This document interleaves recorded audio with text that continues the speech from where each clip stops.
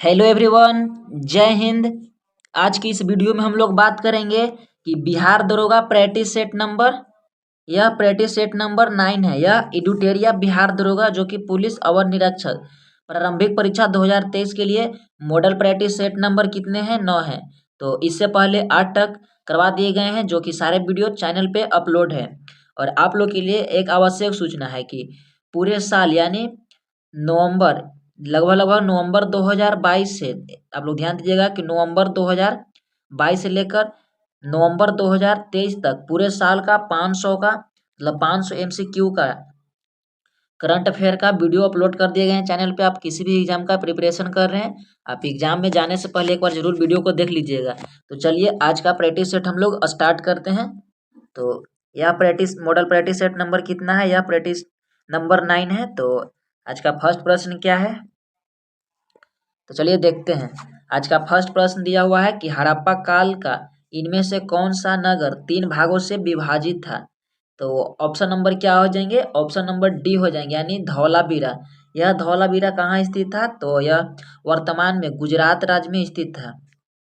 गुजरात में स्थित था। यह अपने किसके लिए? जलयान, यानी यह बंदरगाह के लिए प्रसिद्ध था। चलिए नेक्स्ट प्रश्न देखते हैं।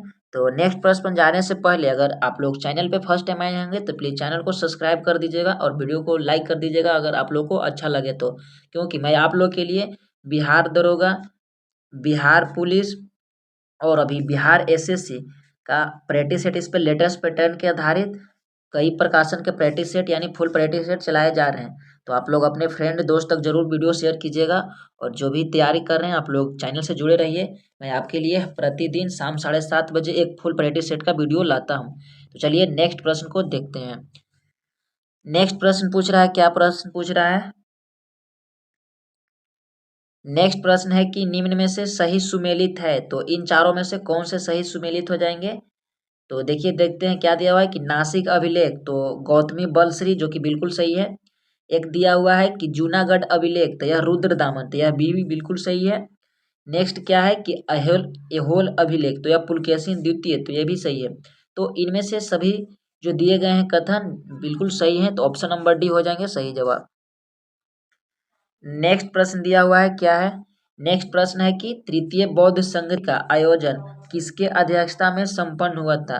तो बात कर रहा है तृतीय बौद्ध संगति, तो 3 का ऑप्शन नंबर सी हो जाएंगे, यानी मोगलीपुत्र तीस्क। क्या है कि मोगलीपुत्र तीस्क की अध्यक्षता में तृतीय बौद्ध संगति को क्या किया गया था? उस समय बात की जाए कि इसका अध्यक्ष कौन था, तो तृतीय बौद्ध संगति का जब आयोजन हुआ था तो उस समय अशोक का शासन, माफ कीजिएगा, अध्यक्ष तो मोगलीपुत्र था लेकिन शासन किसका था? तो अशोक का शासन काल था, जो कि अध्यक्षता कब किया था? तो 255 यह ईसा पूर्व में किया था। चलिए नेक्स्ट प्रश्न देखते हैं। नेक्स्ट प्रश्न क्या दिया हुआ है? नेक्स्ट प्रश्न पूछ रहा है कि सिकंदर के संबंध में कौन सा कथन सत्य है? तो चलिए देखते हैं हम लोग सारे क्या है कि इनका जन्म 356 ईसा पूर्व में हुआ था, जो कि बिल्कुल सही है। इन्होंने भारत विजय अभियान 326 ईसा पूर्व में प्रारंभ किया था, तो ये भी कथन सही है। एक दिया हुआ है कि सिकंदर की मृत्यु 323 ईसा पूर्व में बेबीलोन में हुआ था, तो ये भी सही है।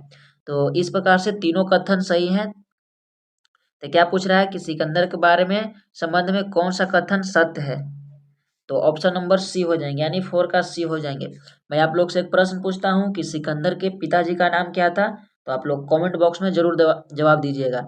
और एक सिकंदर से जुड़ा हुआ और क्वेश्चन है कि सिकंदर और पोरस का बीच कौन सा युद्ध हुआ था, जो कि कई बार एग्जाम के क्वेश्चन यह बन चुके हैं। तो आप इन दोनों प्रश्न को सही सही कमेंट बॉक्स में जवाब दीजिएगा।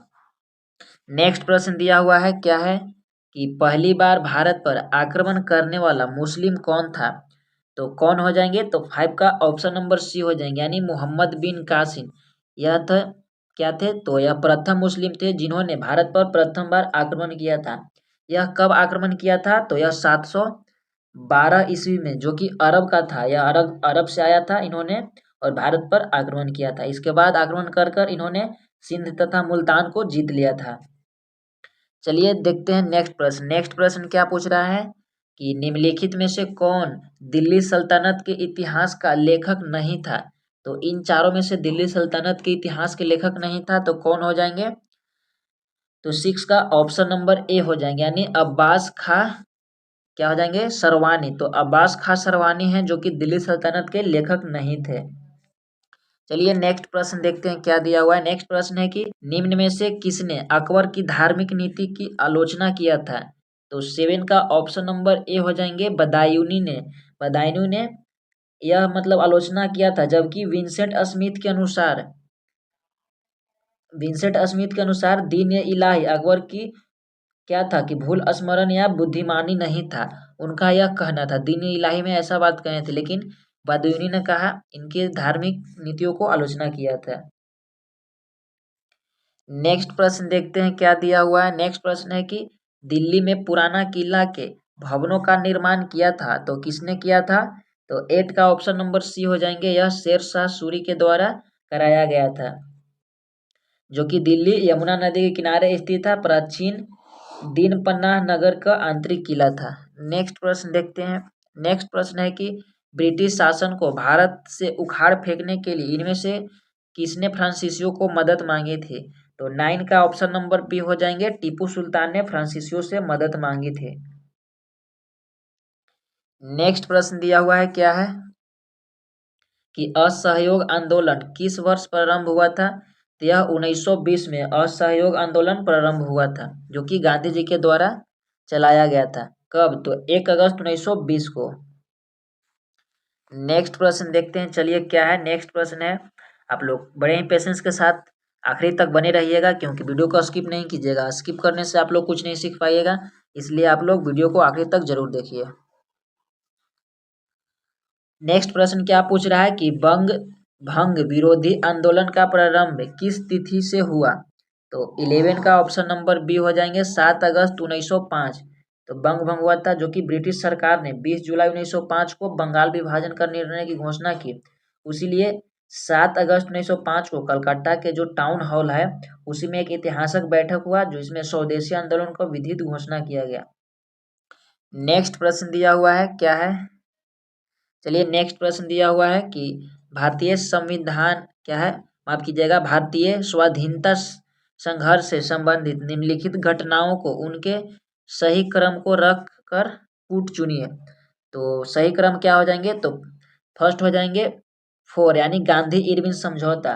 तो गांधी इरविन समझौता किस वर्ष हुआ था। तो यह 5 मार्च 1931 को हुआ था। एक दिया हुआ है भगत सिंह की फांसी, तो यह 23 मार्च 1931 को फांसी दिया गया था। यहाँ पे राष्ट्रीय कांग्रेस का कराची अधिवेशन, तो यह कब हुआ था। तो यह 23 से 26 मार्च 1931 का। और एक था द्वितीय गोलमेज सम्मेलन, तो यह कब हुआ था। तो यह 7 सितंबर 1931 का।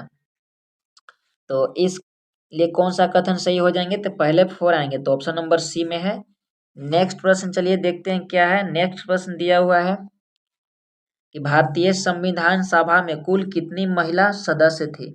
तो ऑप्शन नंबर सी हो जाएंगे, टोटल 15 महिला सदस्य थे, जिसमें से मात्र एक मुस्लिम महिला जिसका नाम था बेगम एजाज रसूल।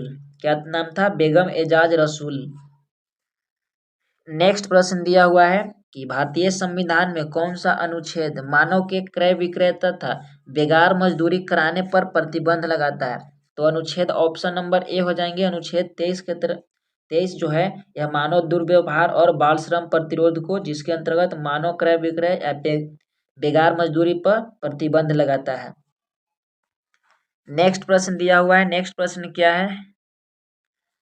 नेक्स्ट प्रश्न है कि निम्न में से कौन सा कथन गलत है। तो कौन सा कथन गलत हो जाएंगे, देखते हैं। अनुच्छेद 61 में राष्ट्रपति पर महाभियोग की प्रक्रिया का वर्णन है, जो कि बिल्कुल सही है। नेक्स्ट प्रश्न है कि महाभियोग प्रस्ताव संसद के किसी भी सदन में प्रस्तुत किया जा सकता है, ये भी सही है। नेक्स्ट है कि महाभियोग जिस सदन द्वारा लगाया गया हो उस सदन का 1/4 सदस्य का हस्ताक्षर होना चाहिए, बिल्कुल सही है। और 14 दिन पूर्व राष्ट्रपति को सूचना देना है। नेक्स्ट है कि माफ कीजिएगा क्या है, नेक्स्ट है कि राष्ट्रपति पर राष्ट्रीय सुरक्षा के उल्लंघन के लिए महाभियोग चलाया जा सकता है, तो यह कथन गलत है। इस कार्य के लिए इन पे महाभियोग चलाया जा नहीं सकता है, यह कथन गलत दिया हुआ है। नेक्स्ट प्रश्न दिया हुआ है। नेक्स्ट प्रश्न क्या है कि भारतीय संसद में मंत्रिमंडल के विरुद्ध अविश्वास प्रस्ताव पेश करने के लिए न्यूनतम सदस्यों का समर्थन की आवश्यकता होती है, तो कितना होती है?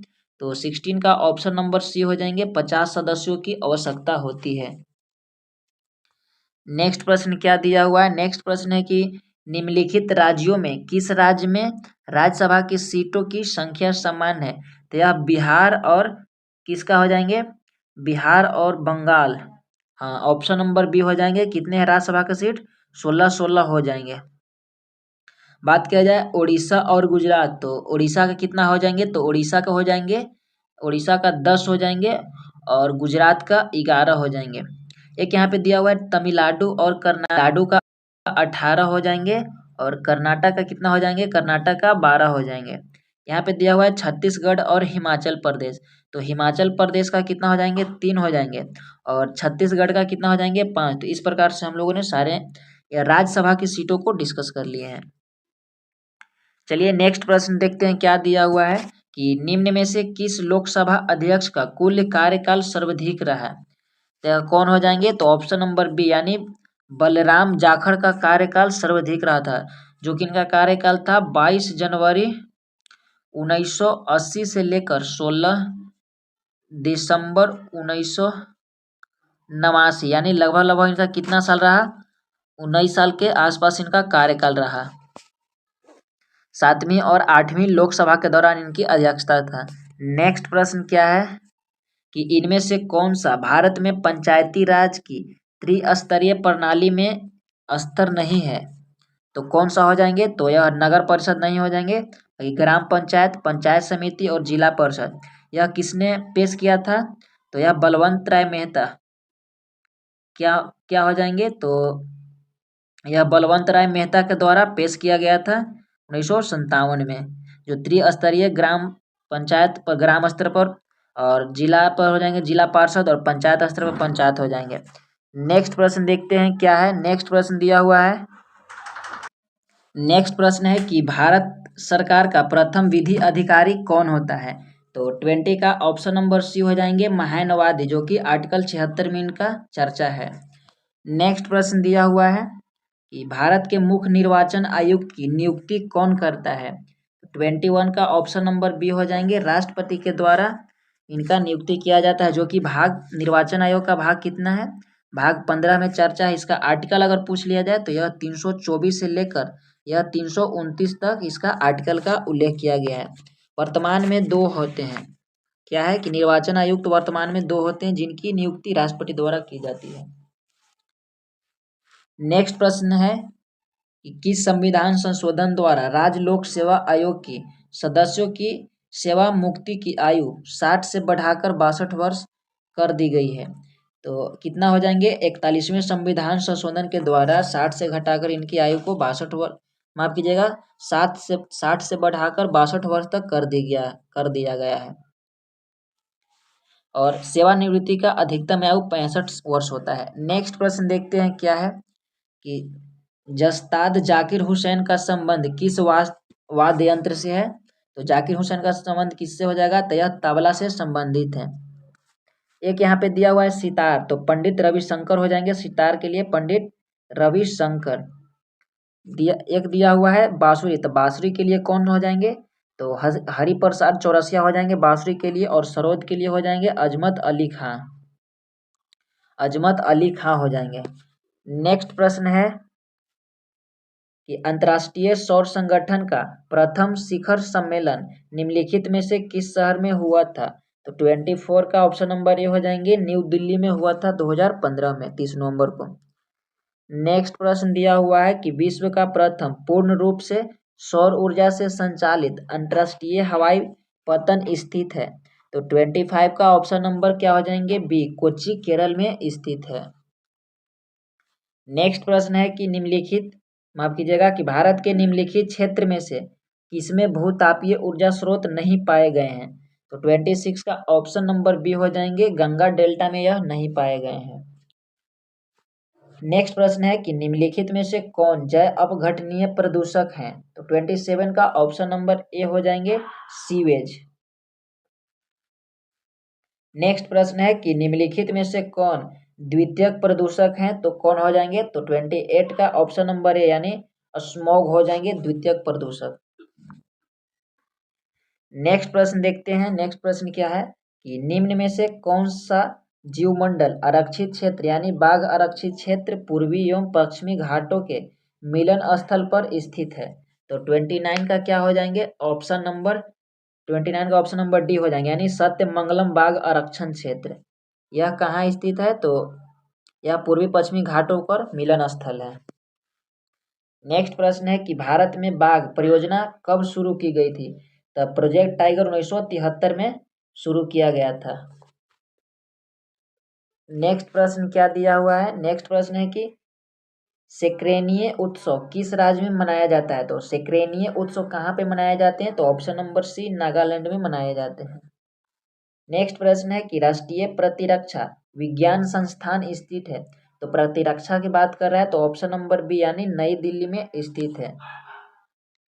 बात किया जाए कि राष्ट्रीय वित्त विज्ञान अनुसंधान संस्थान तो कहाँ हो जाएंगे? तो लखनऊ में हो जाएंगे वित्त। और यहाँ पे दिया हुआ है केंद्रीय खाद्य प्रौद्योगिकी सुरक्षा संस्थान, तो यह हो जाएंगे मैसूर में, खाद वाले मैसूर में हो जाएंगे और औषधि वाले लखनऊ में हो जाएंगे। और कोलकाता में क्या हो जाएंगे? तो यह हो जाएंगे भारतीय सांख्यिकी संगठन कोलकाता में। नेक्स्ट प्रश्न है कि मिस अर्थ इंडिया 2022 की विजेता निम्नलिखित में से कौन है? तो 33 का ऑप्शन नंबर बी हो जाएंगे वशिंका परमार। कौन हो जाएंगे? वशिंका परमार हो जाएंगे। नेक्स्ट प्रश्न है कि यूट्यूब के मुख्य कार्यकारी अधिकारी सीईओ बने हैं? तो ऑप्शन नंबर ए हो जाएंगे नील मोहन को बनाया गया, जो कि भारतीय मूल के यह निवासी हैं। नेक्स्ट प्रश्न है कि भारत तथा अमेरिका के मध्य होने वाले सैन्य अभ्यास टाइगर ट्रम्प का आयोजन कहाँ किया गया है? तो 35 का ऑप्शन नंबर बी यानी विशाखापट्टनम में किया गया है। नेक्स्ट प्रश्न क्या दिया हुआ है? नेक्स्ट प्रश्न है कि संयुक्त राष्ट्र महासागर सम्मेलन 2022 का आयोजन कहाँ किया गया है? तो 36 का ऑप्शन नंबर डी हो जाएंगे पुर्तगाल में किया गया है। नेक्स्ट प्रश्न है पब्लिक अफेयर्स इंडेक्स 2022 में किस राज्य को प्रथम स्थान प्राप्त हुआ है? तो 37 का ऑप्शन नंबर सी हो जाएंगे, यह हरियाणा राज्य को प्रथम स्थान प्राप्त हुआ है।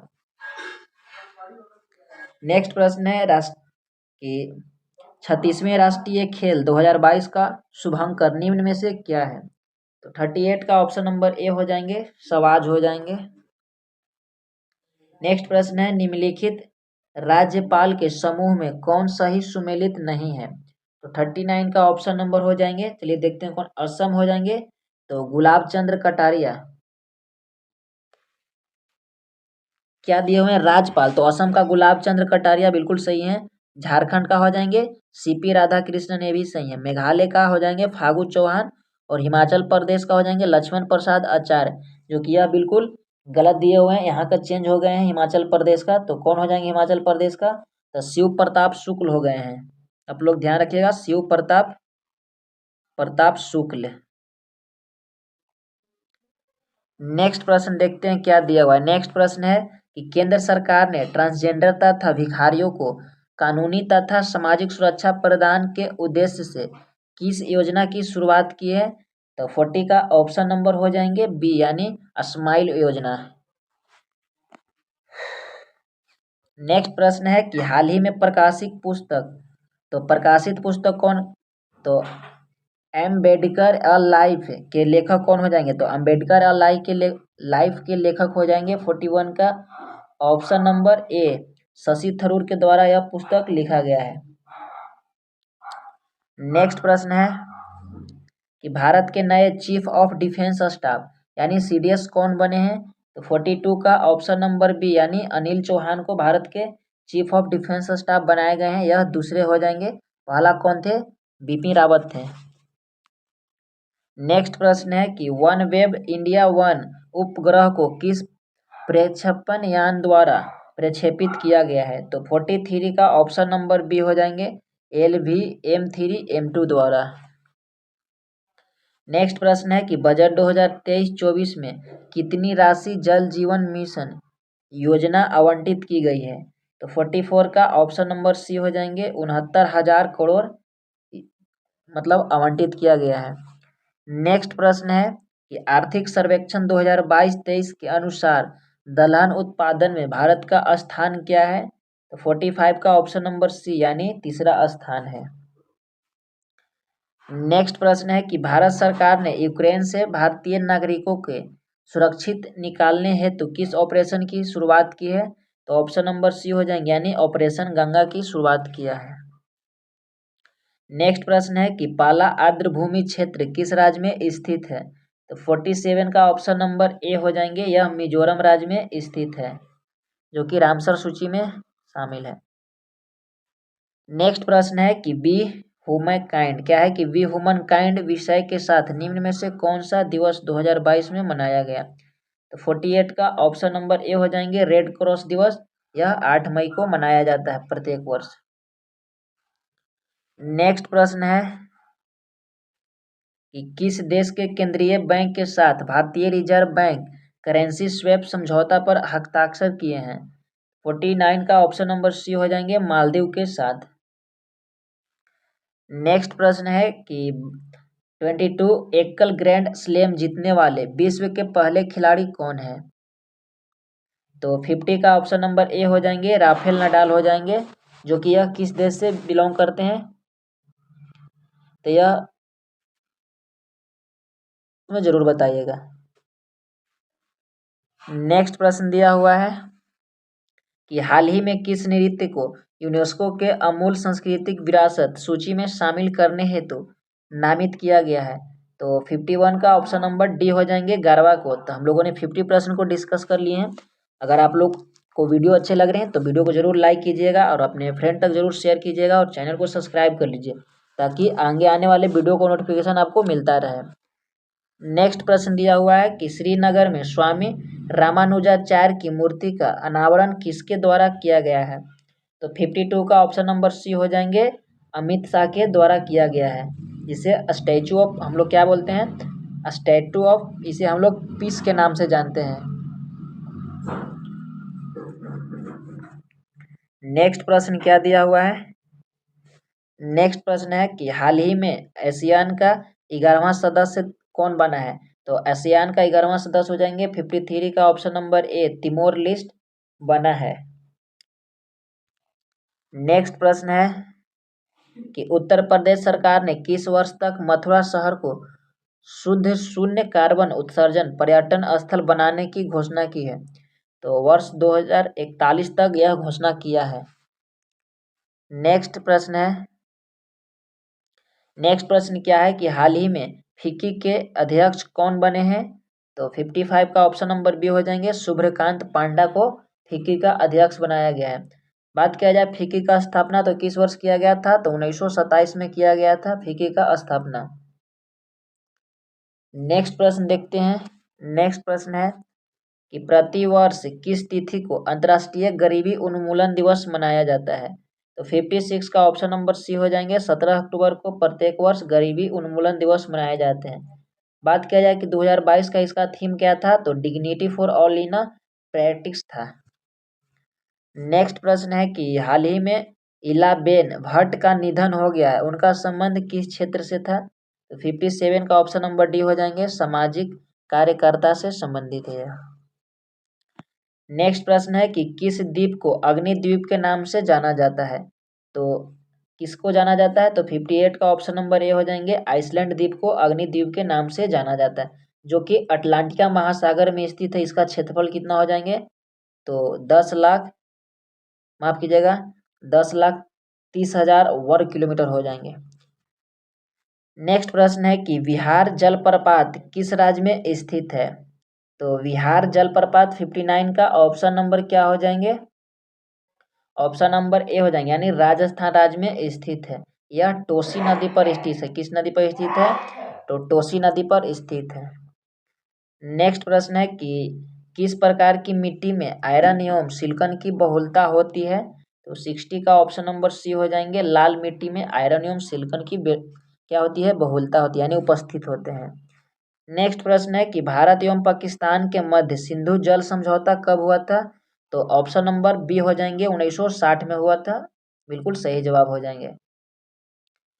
नेक्स्ट प्रश्न दिया हुआ है क्या है कि केंद्रीय कपास अनुसंधान केंद्र स्थित है, तो कहाँ स्थित है? तो 62 का ऑप्शन नंबर बी हो जाएंगे, नागपुर में स्थित है केंद्रीय कपास अनुसंधान केंद्र।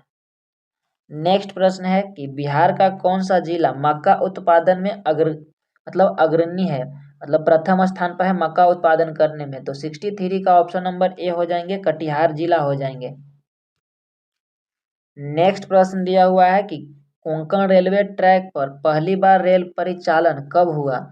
तो कोंकण रेलवे ट्रैक पर कब हुआ था परिचालन, तो 64 का ऑप्शन नंबर सी हो जाएंगे, 1998 में। नेक्स्ट प्रश्न है कि कोल डैम परियोजना किस राज्य में है। तो 65 का ऑप्शन नंबर डी हो जाएंगे, यह हिमाचल प्रदेश राज्य में स्थित है। नेक्स्ट प्रश्न देखते हैं क्या दिया हुआ है। नेक्स्ट प्रश्न है कि नेक्स्ट प्रश्न क्या है कि निम्नलिखित में से कौन सी मात्रा और उसकी एसआई इकाई रूप से सुमेलित नहीं है। तो 66 का क्या हो जाएंगे, कौन सा सुमेलित नहीं है, तो ऑप्शन नंबर सी हो जाएंगे, यानी मैग्नेटिक प्लक्स का टेस्ला, जो कि यह बिल्कुल गलत है। मैग्नेटिक प्लक्स का क्या हो जाएंगे, चुंबकीय क्षेत्र में रखी हुई किसी सतह के लंबवत गुजरने वाली कुल चुंबकीय रेखाओं उसके चुंबकीय फ्लक्स कहे जाते हैं। तो चुंबकीय फ्लक्स या मैग्नेटिक फ्लक्स का क्या हो जाएंगे, तो इसका एसआई मात्रक वेबर हो जाएंगे। नेक्स्ट प्रश्न क्या है। नेक्स्ट प्रश्न है कि निम्नलिखित गतिविधियों में से किसके स्थितिज ऊर्जा यानी पीई का गतिज ऊर्जा यानी के में परिवर्तन किया जाता है। तो 67 का ऑप्शन नंबर ए हो जाएंगे, एक पेंडुलम झूलना। नेक्स्ट प्रश्न क्या है कि निम्नलिखित में से कौन सी भौतिक इकाई एक वस्तु की स्थिर एक समान गतिशील स्थिति में बदलती है या बदलने का प्रयास करती है। तो 68 का ऑप्शन नंबर ए हो जाएंगे, बल का एसआई मात्रक क्या होते हैं, न्यूटन हो जाएंगे। नेक्स्ट प्रश्न दिया हुआ है कि निम्न में से क्या गुरुत्वाकर्षण के सर्वाधिक नियम से संबंधित नहीं है। तो 69 का ऑप्शन नंबर सी हो जाएंगे, चंद्रमा के चारों ओर पृथ्वी की गति। नेक्स्ट प्रश्न है कि पानी का क्वथनांक बिंदु होता है तो कितना पर पानी जमने लगता है। तो माफ कीजिएगा, खोलने की बात कर रहा है, तो 70 का ऑप्शन नंबर सी हो जाएंगे, यानी 100 डिग्री पर। नेक्स्ट प्रश्न है कि निम्नलिखित में से किस विद्युत चुंबकीय तरंग की तरंग दैर्घ्य सबसे कम होता है। तो 71 का ऑप्शन नंबर डी हो जाएंगे, गामा किरण की तरंग दैर्घ्य सबसे कम होता है। नेक्स्ट प्रश्न है कि आभासी और सीधा प्रतिबिंब के लिए दर्पण का आवर्धन कैसा होना चाहिए। तो 72 का ऑप्शन नंबर क्या हो जाएंगे, ऑप्शन नंबर बी हो जाएंगे, यानी धनात्मक होना चाहिए। नेक्स्ट प्रश्न है कि उद्योगों और वाणिज्य प्रतिष्ठानों में उपयोग की जाने वाली ऊर्जा को आमतौर पर दर्शाया जाता है। तो 73 का ऑप्शन नंबर ए हो जाएंगे, किलोवाट घंटा में दर्शाया जाता है। नेक्स्ट प्रश्न है कि निम्नलिखित में से कौन सुमेलित है। तो 74 का ऑप्शन नंबर क्या हो जाएंगे, देखते हैं। टेलीफोन तो यह ग्राहम बेल बिल्कुल सही है। डायनेमो तो माइकल फराडे ये भी सही है। चेचक का टीका तो एडवर्ड जेनर ये भी सही है। तो ऑप्शन नंबर डी हो जाएंगे, बिल्कुल सही। नेक्स्ट प्रश्न है कि एक H2O अणु में उपस्थित हाइड्रोजन की प्रतिशत कितनी है। तो 75 का ऑप्शन नंबर सी हो जाएंगे, 11.11 मतलब 11%। नेक्स्ट प्रश्न देखते हैं क्या दिया हुआ है। नेक्स्ट प्रश्न है कि निम्नलिखित में से कौन सा कथन गलत है। तो कौन सा कथन इसमें से गलत दिए हुए हैं, चलिए देखते हैं। कि अधातुएं धनायन बनाती है, तो यह ही फर्स्ट ही प्रश्न गलत दिया हुआ है, यह ऋणायन बनाता है। नेक्स्ट प्रश्न है कि परमाणु बम सिद्धांत को किसने प्रतिपादित किया था।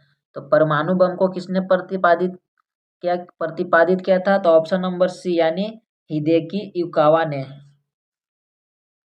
नेक्स्ट प्रश्न है कि म्यूरिएटिल अम्ल को अन्य किस नाम से जाना जाता है। तो म्यूरिएटिक अम्ल को अन्य किस नाम से जाना जाता है, तो ऑप्शन नंबर बी, यानी हाइड्रोक्लोरिक अम्ल के रूप में इसे हम लोग जानते हैं। नेक्स्ट प्रश्न है कि निम्नलिखित में से कौन सा अम्ल और क्षार के बीच सामान्यता है। तो 79 का ऑप्शन नंबर डी हो जाएंगे, अम्ल या क्षार को जल में मिलाने की प्रक्रिया यानी उष्माक्षेपी होती है। नेक्स्ट प्रश्न है कि लैथेनाइट्स और एक्टियोनाइट्स तत्व को क्या कहा जाता है? तो 80 का ऑप्शन नंबर ए हो जाएंगे, आंतरिक संक्रमण तत्व कहा जाता है। नेक्स्ट प्रश्न है कि किसी आवर्त में परमाणु क्रमांक में वृद्धि होने पर क्या होता है? तो 81 का ऑप्शन नंबर बी हो जाएंगे, धार्मिक गुण की कमी होता है। नेक्स्ट प्रश्न है कि पादप कोशिका की कोशिका भित्ति किससे बनी होती है?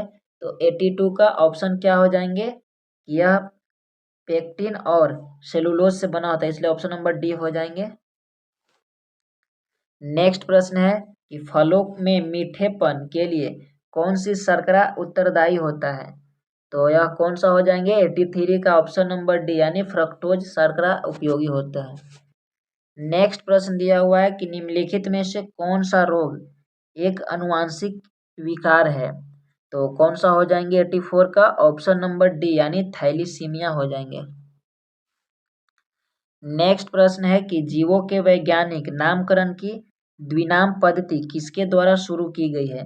तो 85 का ऑप्शन नंबर सी हो जाएंगे, कैरोलस लिनियस के द्वारा शुरू किए गए हैं। नेक्स्ट प्रश्न है कि निम्नलिखित में से किस संघ के सदस्य मुक्त जीवन जीने वाले विशिष्ट समुद्री जीव हैं? तो 86 का ऑप्शन नंबर सी हो जाएंगे, इकाइनोडर्मेटा। क्या हो जाएंगे, इकाइनोडर्मेटा। चलिए नेक्स्ट प्रश्न देखते हैं क्या दिया हुआ है। नेक्स्ट प्रश्न है कि निम्नलिखित में से कौन सा एंजाइम प्रोटीन को पेप्टाइड में परिवर्तित करता है? तो 87 का ऑप्शन नंबर ए हो जाएंगे यानी पेप्सिन एंजाइम। नेक्स्ट प्रश्न है कि निम्नलिखित में से कौन सा कथन गलत है? तो कौन सा कथन गलत हो जाएंगे, शरीर क्या है कि रक्त शरीर को बीमारी से बचाता है, तो यह सही है। रक्त ज्ञानेंद्रिय यानी इनपुट में मदद करता है, तो यह गलत है। एक दिया हुआ है कि रक्त ऑक्सीजन को फेफड़े से शरीर के अन्य भागों में ले जाता है, ये भी सही है। नेक्स्ट दिया हुआ है कि रक्त कार्बन डाइऑक्साइड को शरीर की कोशिकाओं से फेफड़े तक ले जाता है, तो ये भी सही है। नेक्स्ट प्रश्न है कि मानव शरीर के किस अंग में लिम्फोसाइट कोशिकाओं का निर्माण होता है? तो 89 का ऑप्शन नंबर क्या हो जाएंगे, ए यानी अरिस्थमाजा।